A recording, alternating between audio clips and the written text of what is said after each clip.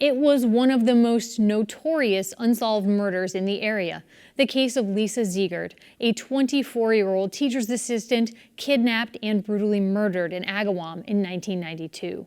2 years ago, law enforcement charged Gary Schara with the first-degree murder of Lisa. Last month, in what's considered a rare move, Schara waived his right to a trial and pleaded guilty. Carolee McGrath spoke with Lisa ZiegerT's mother, Dee, about her steadfast effort to get justice for her daughter.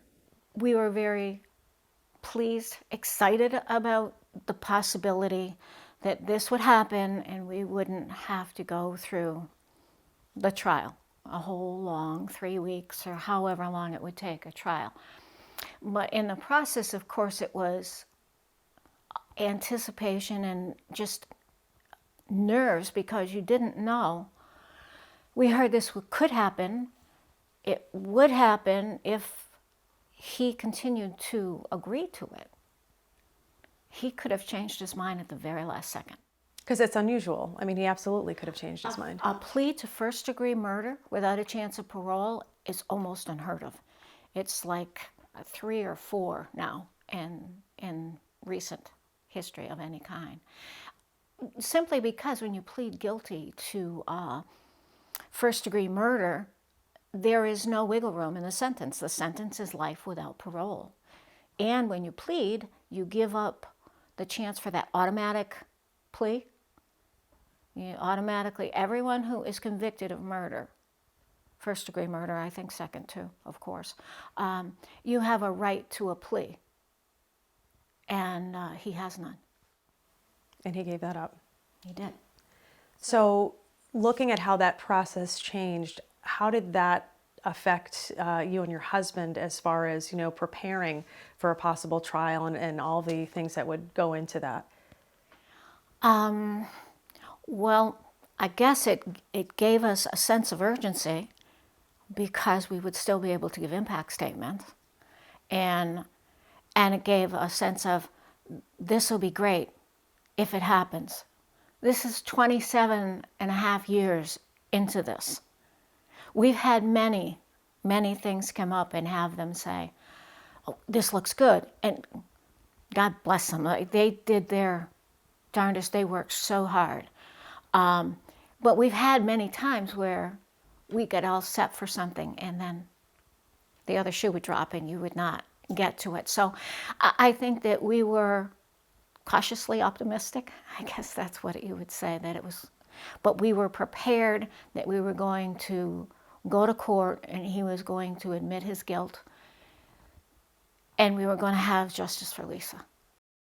Could you possibly even describe, just all the different processes you had to go through in addition to your own grief, but talking with law enforcement, court dates and district attorneys and all of these things through the years? Could you possibly even give people a glimpse into what this has been in your life?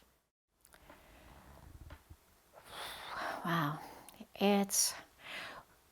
If I could fast forward through the normal everyday living to the time when he was captured. Our first time in court seeing him, that of course was like getting hit in the chest with a big brick, because it's like you breathe in and then you can't breathe out, because it's like you want to see him and you don't want to see him. You want to face, but you don't want to have that face in your mind. So it's a process, and it was made the best that it could be for us, but it's still a roller coaster of emotions. I think that's the best way to put it. It's a roller coaster of emotions.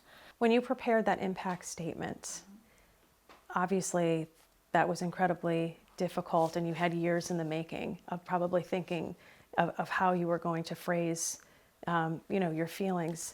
Tell us a little bit about that. Well, I guess, yes, I had thought about it over the years, for sure.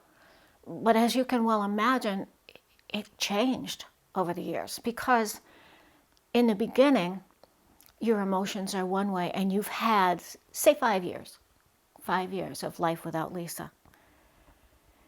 And so it's more, it's a shorter piece of time. It's a different, you're looking at it a little bit differently. When it gets to be 25 years, there's so much. I don't want to act, or I don't want to say things that make people look that I'm looking for pity. Not. I'm looking for justice. I'm looking for you to understand who Lisa was, who Lisa is to us and always will be to us, and what we miss. See, it's heartbreaking, I think, for people to even hear that you would even think that people would think that you're looking for pity when you're giving that statement. You had 27 years without her. There are all these dreams that you have as a mom of what your daughter is going to do and accomplish. So, you know, for people to hear you even say that I'm not looking for pity, but that's what you've lived with all of these years, right? Yes. And it's, as I said, it's our reality. The only way you get through something like this, you have to face that reality. You have to face it. And then you have to say, Lisa would kick me in the butt if I didn't keep on going. And she would have. And sometimes I actually would feel that, you know, I feel like, okay, pity party's over, let's go. So it is our reality, and we live it, and we live it for our children, our grandchildren, for the people around us, and for Lisa, because she lives on in us, and she's meant so much to so many people, even since she's gone.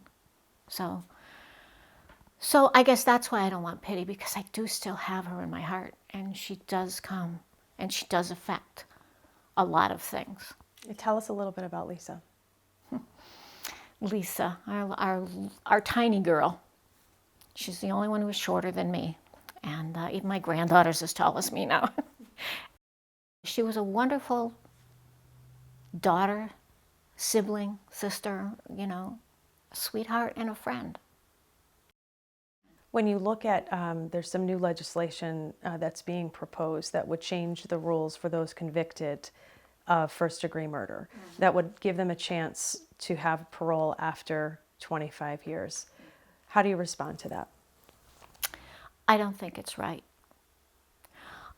I think that if there's a violent crime and a person's life has been lost, and particularly if it's an atrocious murder of that kind, no, I don't agree. I don't agree with that at all.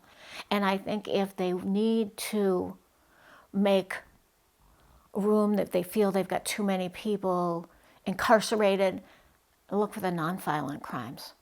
That's where to let these people go and make another life. These people, it's not right for the victims. It's not right for the victims. And so people might say, okay, so this chapter is over, but I know, obviously, you know, this is never over for you and your family, and I know that you've talked to us about that before. This is every day. It is every day. But we are grateful. Grateful to all those who worked so hard and never gave up over all those years. We're grateful Lisa has her justice. She has her justice. And that was so important to us. But then there comes reality that we still have the sentence of living without her for the rest of our lives. But at least we could close that part of it. We could close that part of it. Give her true rest in that way, that she has her justice.